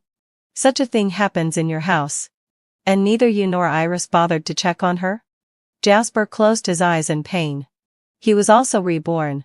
But because of the blow to his military career, he had forgotten such an important thing. When the news reached Blair, she was at the hospital, seeing patients. Her pen paused for a moment before she continued writing out the prescription. Even though she was reborn, there were still some things she couldn't change. No one spoke up for Jasper's father. And in the end, the disciplinary notice arrived. The day the notice was delivered, Blair happened to be at the military compound, picking up some things. From a distance, she saw Jasper's father standing alone at the doorstep, holding the notice that determined his fate. His back was hunched, as if 10 years had been added to his age overnight. Blair hesitated for a moment, then walked over. Jasper's dad, she called softly. Jasper's father turned around and, seeing Blair, managed to force a smile. Ah, it's Blair. Blair took an envelope from her pocket and quietly slipped it into Jasper's father's hand. Here's some money for you. The conditions in the Northwest are tough. You'll need it. Jasper's father squeezed the thick envelope, his eyes immediately filling with tears. No. Uncle has enough. Please take it, Blair said softly. Even if the house is poor, the road ahead is long. Take it for your journey. Things won't be easy there. But please take care of yourself. Remember, the sun will rise one day. Jasper's father trembled as he took the envelope, tears streaming down his face. Blair. I regret it. It's Jasper who's unlucky. It's him who let you down. If only I. Blair hurriedly interrupted. It's all in the past. Please take care of yourself. At that moment, Jasper emerged from the house with his luggage, stopping when he saw Blair. Father. It's time to go. His voice was hoarse. Jasper's father glanced behind him, saw no one, and his face darkened. Where's Iris? Jasper lowered his head. She said there was an important surgery at the hospital today. She couldn't leave. Jasper's father sneered. Important surgery? She doesn't even have time to see off her father-in-law? He pointed at Jasper, his voice trembling. This is the woman you insisted on marrying? Back then. For her. You pushed Blair, a good girl, away. Now. Look at this. Look at it. Jasper stood there, speechless. The sunlight shone on him, casting a lonely shadow on the ground. Blair shook her head and turned to leave. Even after she had walked far, she could still hear Jasper's father's suppressed coughs and sighs. According to regulations, the Jasper family's house was reclaimed. Jasper's mother, too ill to go to the cowshed with her husband, was brought to live with Jasper and Iris. The moving day was particularly quiet. Jasper carried boxes by himself, sweat soaking his old military uniform. Neighbors watched with either sympathy or disdain, their gazes piercing into his back like needles. Look. Even Jasper's family has fallen. Keep it down. It's kind of pitiful. When the last piece of luggage was moved into the small, barely 15-square-meter dormitory, Jasper collapsed against the doorframe, gasping for breath. Looking at the cramped room, packed to the brim, he truly felt the meaning of family decline. Jasper. His mother lay in bed, weakly asking, I've been a burden to you. Jasper forced a smile. Mom. I'm your son. It's not a burden. Don't worry. The room is small now. But once I get promoted, I'll apply for a bigger place. But the pressures of reality quickly caught up. Jasper soon realized that the settlement money he received after leaving the army was all in Iris's hands. Since Jasper's father had been involved in an accident, Iris had moved back into the hospital dormitory. Without even offering an explanation, the weight of life suddenly fell entirely on Jasper's shoulders. Every day, he had to return home at a set time to give his mother her medicine, bathe her, and cook for her. Although his superiors sympathized with his situation, they were too afraid to help, pretending not to notice. Jasper's life became more and more difficult. One day, as he was picking up lunch to bring home, he was stopped by Druce from the logistics department. "Jasper, you've been leaving work early every day. That's not good." Druce looked at him with a sideways glance. "What? You think you're the boss's son or something?" Someone nearby sarcastically chimed in. "He's the son of a bad element. Acting all high and mighty." Jasper tightened his grip on the lungbox, his knuckles turning white, but could only lower his head. "Lorimer, my mother is seriously ill. It's just," Druce impatiently waved his hand, "who doesn't have a tough time? If you want to take care of a patient, then submit a report and quit. Don't sit here doing nothing." The high-ranking official from the past. Jasper had never bowed his head to anyone before. But now, in this life, he had no choice but to lower his noble head and fake a smile for others. The mockery went on long enough before they let him bow. When he returned home, his mother, noticing his gloomy expression, cautiously asked, "Jasper, did someone at work give you a hard time?" Jasper forced a smile and placed the meal in front of her. "Nothing's wrong. Please eat while it's hot." Seeing his mother struggle to swallow, a pang of sorrow hit him. He remembered the day before when he had gone to see Iris, the woman who once promised to share his hardships, now giving him two options. Iris stood in the hospital hallway, her tone icy. "Either you publicly cut ties with your family, or we divorce. I won't quit my job to take care of a bedridden old man." Jasper could hardly believe his ears. "Iris, that's my father and mother." Iris's voice shook with emotion. "But they'll ruin my future." "Jasper, have you thought about that? If I'm labeled like your father, our lives will be over. I've finally become a chief surgeon, and I won't allow it." "Jasper, don't say I'm heartless. If you must blame someone, blame your father's actions. If you want to blame someone, blame that your mother is a burden." Looking at the woman he had once been so devoted to, Jasper felt lost. In this life, he had finally won the light he had dreamed of. But why did reality seem so far from perfect? In his past life, the Jasper family may not have been as illustrious as Blair's, but at least it had been stable. In this life, the Jasper family had completely fallen, while Blair's family was thriving. In his past life, Blair had willingly given up her job to care for his family. In this life, Iris wanted nothing to do with his parents. In his past life, he had regretted missing out on true love for the rest of his life. In this life, he had fulfilled that regret. But now he yearned for the warm family from his past. The smell of someone else's cooking and the sound of laughter filled the air, making the small room feel even more suffocating. Jasper quietly cleaned the dishes when he suddenly heard his mother softly say from behind, "Son, if only you had married Blair." His hand froze, the hot water splashing onto his hand, but he couldn't feel the pain. The path was his to walk, and no matter how difficult it was, he had to keep going. With his mother bedridden, her speech becoming more slurred, Jasper grew anxious, taking her to the hospital again and again. But the doctor said she needed to take her medicine regularly and be well taken care of, and there was a chance they could control her condition. Jasper also went to plead with Iris. He was truly unwilling to accept it. He had finally been reborn, how could he let his life turn out this miserably? By then, Jasper's father's incident was long over, and it hadn't affected him. Iris seemed to have let go of her worries. Out of some lingering sense of loyalty, she returned home with Jasper. Jasper was pleased. He felt that, in this life, he would never make the wrong choice. Difficulties were temporary. As long as he could endure for a few more years. Everything would be fine. In stark contrast to the gloom surrounding the Jasper family was Blair's increasingly brilliant life. She threw herself into medical research and practice wholeheartedly. With her previous life's deep foundation and her quick hands in this life, her acupuncture skills grew more exquisite, and combined with the secret formulas passed down in the Blair family, she cracked several difficult cases and published several highly influential academic papers. She was no longer just a renowned doctor at the military hospital. She had become a rising star in the national Chinese medicine community. Awards and honors came one after another, and she stood on higher and higher podiums, accepting praise and recognition from all sides. Blair was happy, genuinely happy.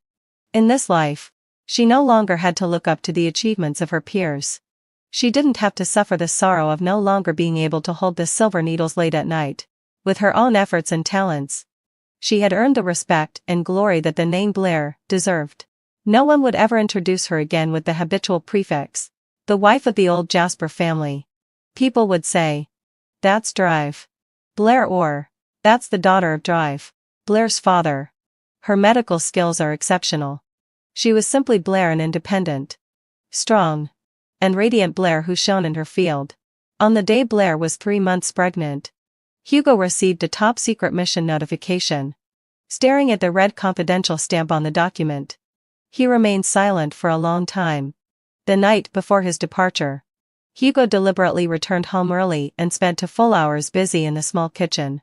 When Blair returned home from work, the table was already filled with all her favorite dishes: steamed fish, sweet and sour ribs, stir-fried vegetables, and a bowl of steaming chicken soup. "What's the special occasion today?" Blair asked in surprise, then noticed the solemn expression hiding in her husband's eyes. Hugo pulled out her chair and spoke gently. "I just wanted to cook for you. You're eating for 2 now, so you need to eat more." At the dinner table, Hugo kept filling Blair's plate, but his gaze kept inadvertently lingering on her still flat stomach. Blair put down her chopsticks and gently took his hand. "Hugo, are you going on a mission?" she asked. Hugo froze. He neither confirmed nor denied it, but simply clasped her hand tightly. "Blair. Blair gently placed his hand on her abdomen, where their first child was growing. Though she couldn't feel the baby's movements yet, both of them could sense the heavy hope that was blossoming inside her. "Hugo." Blair gazed into his eyes, her voice soft yet firm. "I will wait for you, and the baby will wait for you. No matter what happens. You must remember there is always someone waiting for you to come home." Hugo's eyes instantly reddened. He bent down and pressed his ear to her belly, as if trying to hear the baby's heartbeat. "I will." His voice was hoarse. "For you too. I will return safely." That night, they fell asleep in each other's arms, not speaking another word, but holding each other's hands tightly. The next morning, Blair woke to find the space beside her empty. On the bedside table was a letter, the envelope marked with Hugo's familiar handwriting, "To my beloved Blair and our baby." The letter was short, only a few lines, but it made Blair's tears fall uncontrollably. "Blair, wait for me to come back and name the baby. If it's a boy, he will be named BXEN. If it's a girl, she will be named Lane. I wish for you both to have a peaceful life." Outside the window, the sun was slowly rising. Blair stroked her slightly swollen belly and whispered, Baby, we will wait for Daddy to come home." A month passed, and Hugo's whereabouts remained unknown. That evening, Blair's father arrived at her house, heavy-footed, holding a telegram in his hand. Seeing his serious expression, Blair's heart sank. "Blair." Her father's voice was dry. "Hugo is missing at the border." The teacup in Blair's hand shattered on the floor with a sharp crack. She recalled Jasper's warning. Remembered the comrade who had sacrificed his life in her previous life. Was it truly inevitable that the trajectory of fate could never be changed? She touched her noticeably swollen belly. "No. It can't be. He promised he would come back." For the next few days, Blair forced herself to go to work, but every night she tossed and turned. Unable to sleep, she began to comfort herself with the letter Hugo had left behind, thinking of the name for their child, thinking of peace, and how their baby needed a complete family. Just as everyone around her was slowly losing hope, on a drizzly afternoon, a familiar, stumbling figure appeared at the entrance of the hospital, leaning on a stick. Blair. The familiar call made Blair, who was doing her rounds, shiver. She turned around in disbelief, seeing the person she had missed day and night leaning against the doorframe. He was covered in mud, his left leg bent awkwardly. But he wore the smile she knew so well. Hugo. Blair rushed over to support him, tears blurring her vision. I knew you would come back. Hugo smiled weakly. I told you.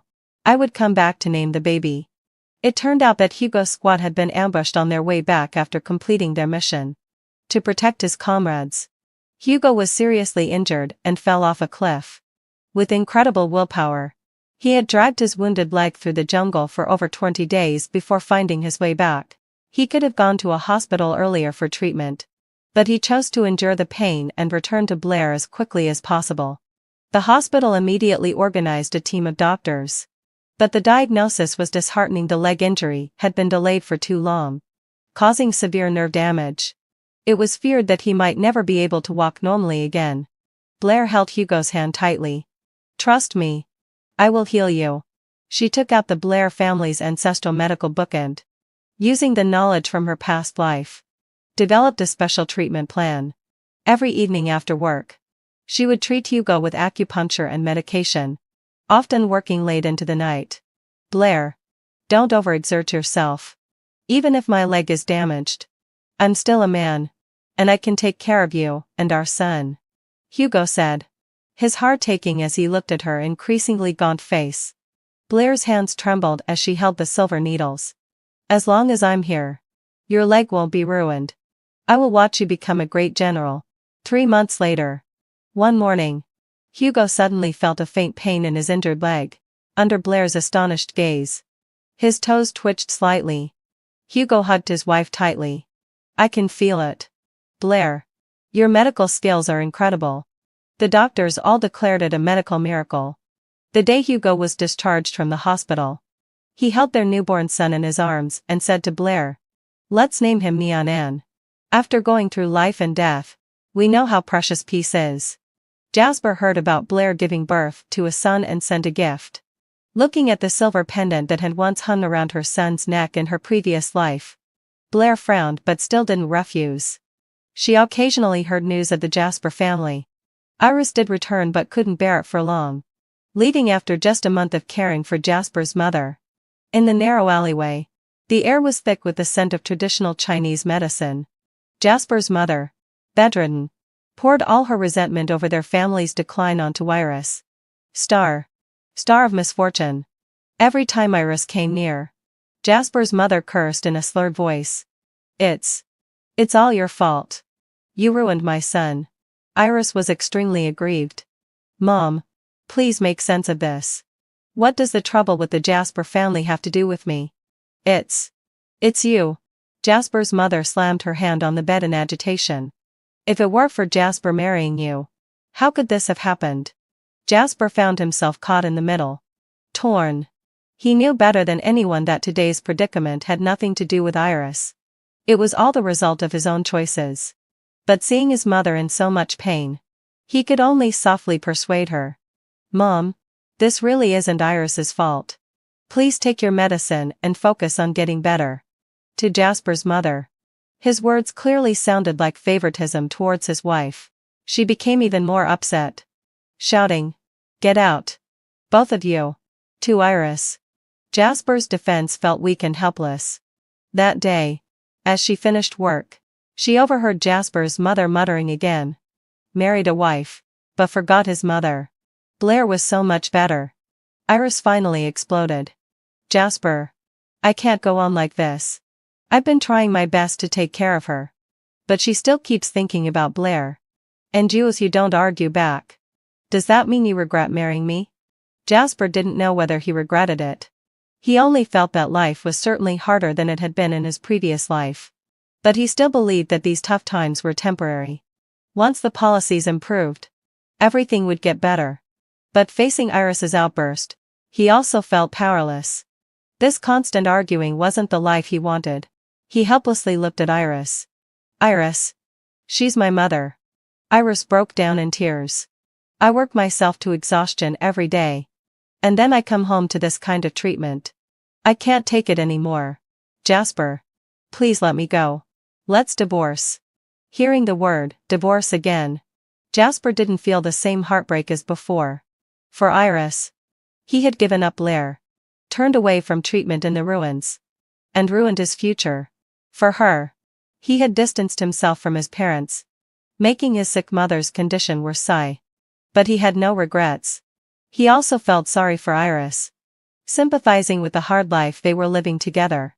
But if they could just hold on. Everything would be okay. He pleaded with Iris. Iris. Just hold on a few more years. Everything will be fine. You can't let go of your mother. And I don't want to be a malicious daughter-in-law. The best outcome is for us to separate. Or I'll go mad. And I don't know what I'll do then. Despite Jasper's insistence. Iris still divorced him. Jasper locked himself in the house and drank himself into a stupor. In this second life, he had married the woman he loved. But why had he ended up abandoned and by all? In his past life, he had achieved success and had a harmonious family. In this life, heading fluffy. His career was ruined. And even his marriage was falling apart. He had only made one choice. How had it come to this? He had only made one choice. Why had he gained nothing? The next time Jasper's name appeared in the news, it was because he was arrested for speculation and smuggling. By then, Hugo had become the leader of the military district. Upon hearing the news, he couldn't help but sigh. How did the king of soldiers end up like this? Blair sighed lightly. It's fate. And timing. Actually, according to the policies at the time, Jasper should have been sent to the Northwest. But it was Blair who had secretly arranged things with Hugo, turning it into an on-site investigation instead. Not for any other reason. Just for Jasper's mother. If Jasper had been sent away, that bedridden elderly woman would not have survived. After being released, Jasper disappeared with his mother. That disappearance lasted for 10 years. On a quiet afternoon 10 years later, Blair saw a familiar figure in the hospital hallway. Jasper stood by the window, looking thinner than she remembered, but his expression was more composed. He walked over to her. His voice rough with the passage of time. Blair. Thank you for what you did all those years ago. Blair calmly corrected him. I didn't help you. I helped your father and mother. Jasper didn't thank her again but instead shared the experiences of his 10 years. He had taken his mother south and built a new life for himself with his own abilities. And when the policies improved, he became a big boss. But his mother had remained in that distant land forever. As for his father, although he was eventually vindicated, his health had already deteriorated. He passed away within 2 years of being exonerated, missing out on 30 years compared to his previous life, where he lived to 80. Jasper smiled bitterly. In my previous life, my regret was Iris. In this life, it's my parents. Life is always full of regrets. He was merely reflecting, thinking that Blair wouldn't understand his words. But Blair calmly responded. Life isn't about right or wrong. It's about different choices. As long as you felt it was worth it at the time, and you don't regret it later, that's enough. In your past life, you held on to your regret for decades. In this life, don't carry any more. Jasper suddenly raised his head, reading something in her clear gaze. You've come back? Blair nodded. Jasper asked, so do you hate me? Blair shook her head. Why would I hate you? In my past life, it was my own choice. I must bear the consequences of it. Jasper bowed deeply to her. I'm sorry for everything. For both the past and present, but I've never regretted it. This time, Blair didn't avoid him, accepting his apology with calm grace. She knew that a man like Jasper would never regret his own choices. After that, Jasper disappeared. It was many years later that Blair read about him in the newspaper. He had become a well-known entrepreneur in the South. He never remarried. And after his death, he donated all of his assets to the country. Year 6 of our marriage. In the 6th year of our marriage, Caleb's workplace allocated us a 2-room bungalow. I was overjoyed and told our daughter that she would finally have a bed of her own. But Caleb responded coldly. This room is for Serena and her daughter. You and our girl will still sleep on the floor. In my past life, I had fought him fiercely over this. And he eventually gave in. But while I was away on a business trip, he broke his promise and brought Serena home, forcing our daughter to sleep on the floor. When she came down with a high fever and cried that she felt terrible, he was busy telling Serena's daughter a bedtime story and let our daughter slip away. Breathless.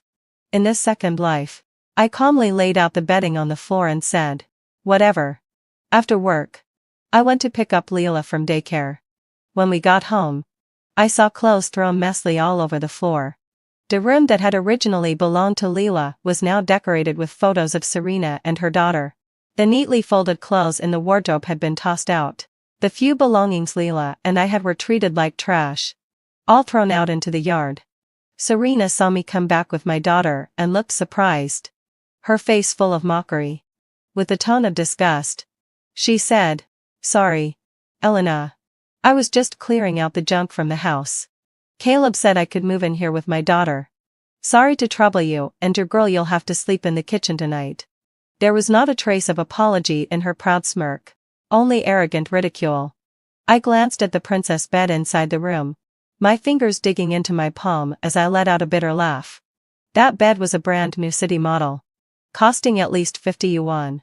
Serena didn't even have a job. It was obvious Caleb had bought it. Just last month, I had asked him to buy Leela a 1 yuan pencil case. He had lashed out at me, accusing me of not being frugal, saying Leela was spoiled and always comparing herself to others at school. He made 25 yuan a month, yet could spend 50 yuan on a bed for Serena's daughter but wouldn't spend a single yuan for his own. And all because that bed was meant for Serena's child. In my past life, I never understood why Caleb treated Serena's daughter so well. It wasn't until the moment of my death that I found out Serena was his first love. And he had never stopped longing for her. Leela crouched down to pick up her clothes, looking at me with tears brimming in her eyes. "Mommy, why did Daddy give my room to someone else?" I stroked her face gently and replied with a faint smile, "We can't control what he does." Just as I finished laying out the bedding in the kitchen, Caleb came home. He was carrying a fish, smiling as he walked toward me, and called out with rare intimacy, "Wife, I bought a fish. I'll make pickled fish soup for you and Leela tonight. I remember you both said you missed my cooking." Leela was doing her homework nearby. Caleb showed a rare tender expression and kissed her on the cheek, happily showing her a brand new pencil case. "Leela, look, Daddy got you the newest pencil case. Do you like it?" I glanced at him coolly, already seeing through his act. He was only feeling guilty for letting Serena and her daughter move in without telling me. A slap followed by candy, just a cheap way to brush us off.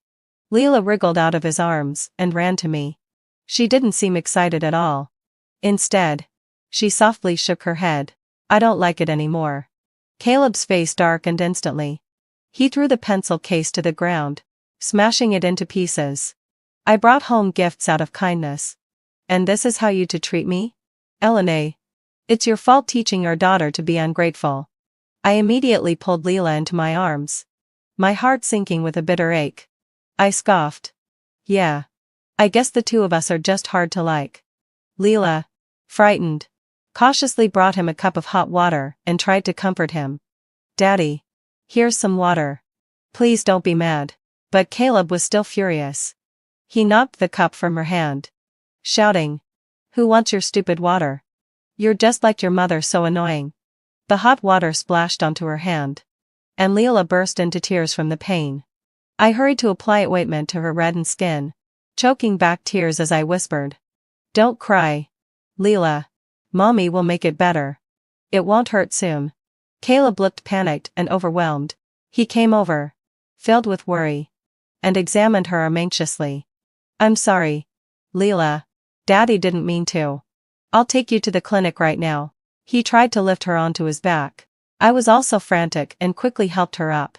We had just stepped out of the courtyard when a scream rang out from inside. "Caleb!" Amara scraped her knee. "Come help me take care of her." Caleb hesitated, frowning deeply, his gaze fixed on the bedroom. Leela and I spoke at the same time, pleading with him, "Please take us to the clinic first." I can't handle it alone. I need to pay. And Leela's too small. Daddy. It really hurts. Can we go to the clinic first? Before we could finish, Caleb lowered Leela from his back and handed her to me. He said apologetically, Amara's always been delicate. Serena can't handle it alone. You take Leela first, I'll come right after. Then he rushed back into the house. I carried Leela several miles to the clinic. The doctor treated her burn and applied ointment. Since it was too late to go back, he let us stay in an empty bed. That was the only night, in both lifetimes since Serena had moved into the village, that Leela and I got to sleep on a real bed. In my dreams, I remembered when I was still dating Caleb in my previous life. He had held my hand carefully and said, Elena, be with me. I promise you'll never suffer. He swore he would shield me from storms and never let anyone bully me. So I followed him into his home. In the beginning, there wasn't even any furniture, just a bed. Caleb was incredibly driven. He said he wanted me to have a good life. He often picked up tutoring gigs after school, grading papers, preparing lesson plans, writing teaching notes, sometimes staying up until 3 or 4 in the morning.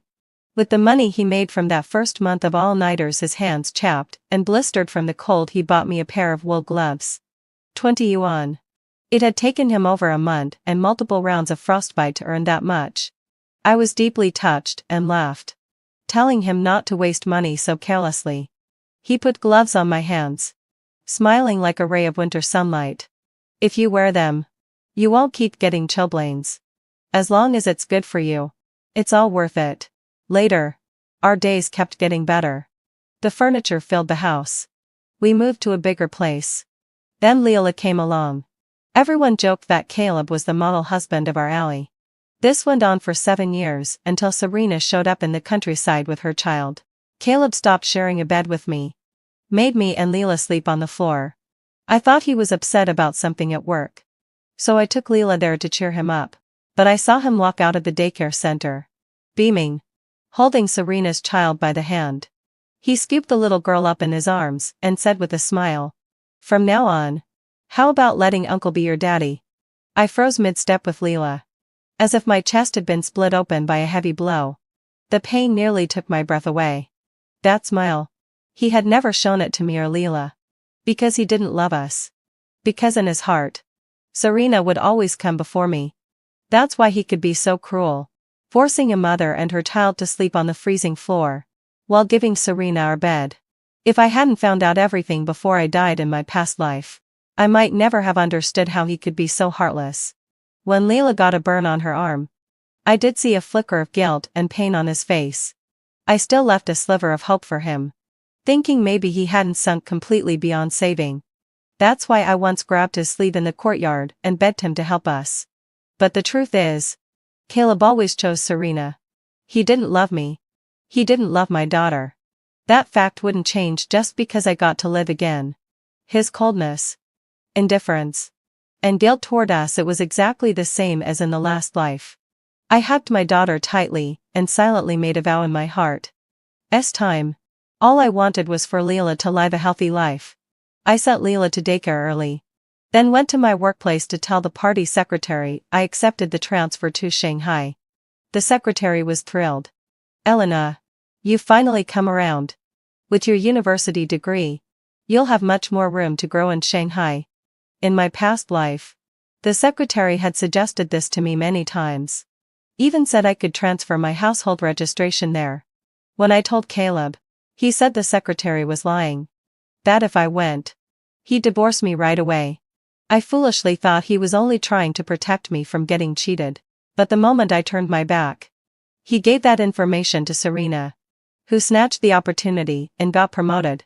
Yes, secretary, I want to leave as soon as possible. I didn't want to spend another minute around Caleb. The secretary was delighted by my decision and told me I could pack up and leave. The work unit would cover the train ticket. Caleb and I had never even registered our marriage. Looking back, maybe that was fate. It meant I could leave with Leela without any strings attached. I immediately bought a train ticket at the station and came home to pack. But the moment I stepped into the courtyard, I heard the sound of lovers whispering in the inner room. Serena's coy voice floated out. Caleb, you're so impatient. This is your house, we're not afraid Elena might come back all of a sudden? Caleb's lazy, indifferent voice followed. Even if she sees, all she'll do is run off and cry. What could she possibly say? I let out a cold laugh. Caleb really did know me. In my past life, faced with something like this, all I could do was cry. But this time, I didn't hesitate. I pushed the door open. When Caleb saw me, his face instantly darkened, glaring at me with displeasure. Who told you to come back? I scoffed lightly and said, this is my house too. Serena got up slowly, deliberately unfastening 2 buttons of her blouse to show off the red marks on her collarbone as she looked at me provocatively. Elena, she said mockingly, we were just talking about you. Where did you go last night? Taking a child out so late. I bet you didn't want to spend money on a guest house. Don't tell me you stayed at some other man's place? She laughed and glanced at Caleb. His face turned grin as he looked me up and down. His eyes ice cold. Clearly, heading for Velvet and Sarah. He already believed her. Elena, have you no shame?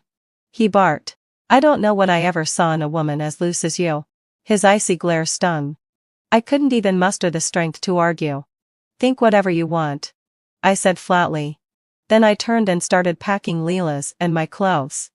Serena laughed harshly and snuggled into Caleb's arms. Sneering. Caleb, I told you not to consider her. Let Amara go to Peach Blossom Elementary instead. She gave me a contemptuous glance and said sarcastically, with a mother like that, what kind of daughter could she possibly raise? What a waste of a spot. My hands paused at her words. I found them laughable. I didn't even bother arguing. I just replied coldly, I don't need him to consider me. My indifference enraged Caleb. He stormed over and tossed all the clothes I had just packed onto the ground, growling, heading so still I'd say. Elena, I was waiting for you to come back so we could discuss whether to send Leela or Amara to Peach Blossom Elementary. But now, forget it, you don't deserve a chance. Peach Blossom Elementary was the best school in the area.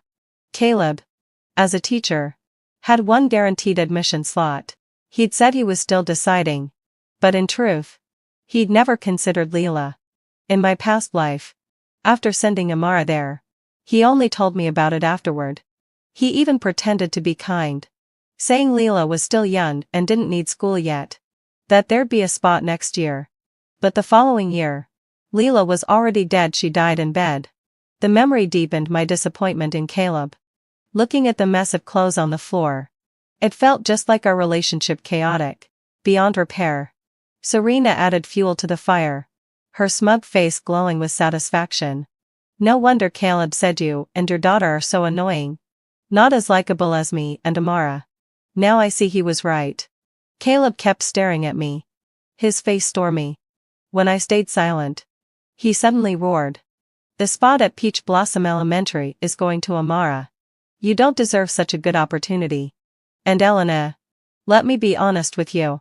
To send Amara to school, Serena and I have already registered our marriage and moved our household registration here. He clenched his fists. His gaze fixed on me, a strange and complicated expression on his face. It was like he was excited, expectant, waiting for me to say something. I nodded, a faint, detached smile appearing on my lips. That's even better. I won't have to be the one to bring up divorce. So be it. Caleb. From now on, we have nothing to do with each other. Caleb's face immediately darkened. The air around us grew heavy. When he finally spoke, his voice was like a 1,000-year-old sheet of ice cold to the bone. Elena, do you even know what you're saying? Almost 30 and still acting like a child? Talking about divorce, aren't you ashamed? Go outside and ask around. What man would want a divorced woman with a child? The implication was clear. If I divorced him, he would not take Leela. I sneered. Don't worry. I'll take Leela with me when I leave. Serena clung to his arm, watching the scene like it was entertainment. She scoffed. Elena, you've worked for over a decade, and your unit still hasn't allocated you a place to live. Where exactly do you think you'll go? She was good at stirring things up. Caleb immediately connected the dots and assumed I must have found another man outside. He suddenly stormed toward me and grabbed my wrist with a vicious look. Elena, are you seeing another man behind my back? I shook myself free with a cold laugh, not bothering to argue. I looked him dead in the eyes and said, Caleb, you and I were never legally married. And right now, you're living with Serena as if she were your wife. Whatever I do or don't has nothing to do with you. With that, I turned and walked out the door without looking back. I didn't need any of my belongings, leaving Caleb for good and taking Leela with me was all that mattered. Elena, you'll come crawling back in a few days, begging me to let you back into this house. Caleb's furious roar echoed through the alleyway. If the neighbors weren't all off at work, they'd probably have come out to watch the drama. In my past life, I used to argue constantly with Caleb because of Serena.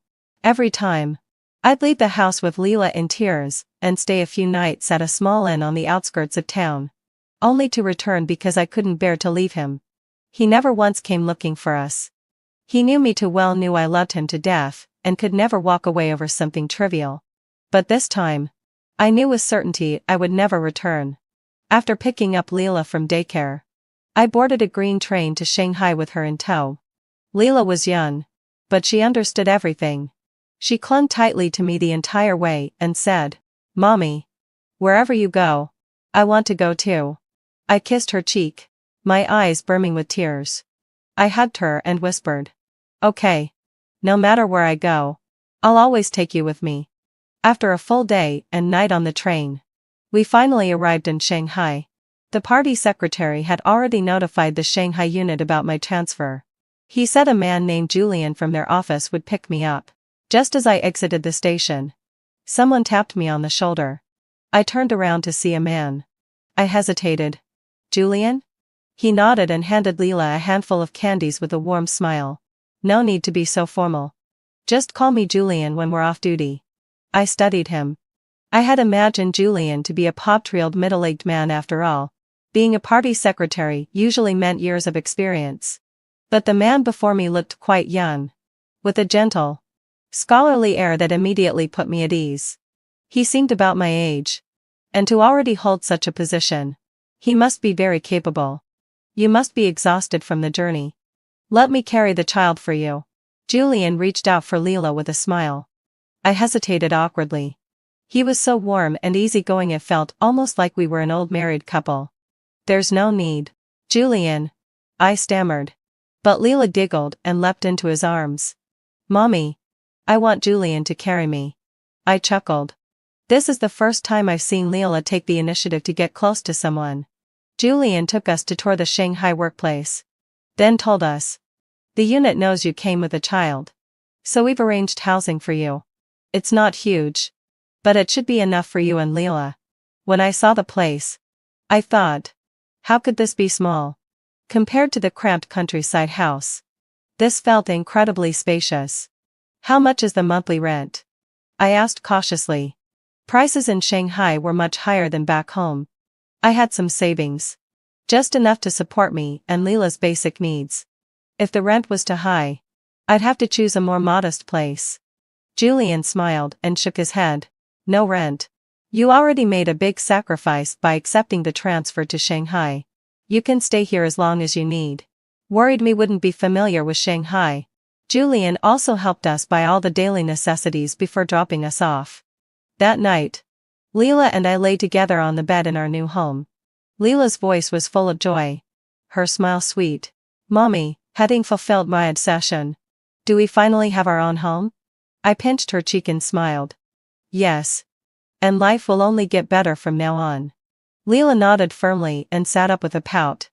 Speaking seriously. Mommy, I don't like Daddy anymore. Let's not like him anymore. He only likes Samara and Auntie Serena. SR8 gripped my heart. I had wanted to hide everything about Caleb from Leela, to protect what remained of her innocence. But in the end, it was impossible. I hugged her tightly as silent tears rolled down my cheeks. She was only for an age when she should